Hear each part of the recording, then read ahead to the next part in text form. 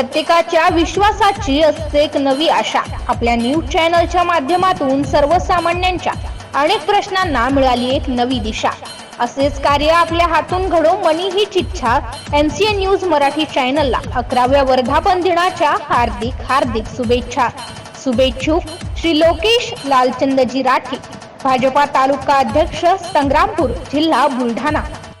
MCN news Marathi बातम्या आणि जाहिरातीकरिता संपर्क रवींद्र शिरस्कार, बुलढाणा।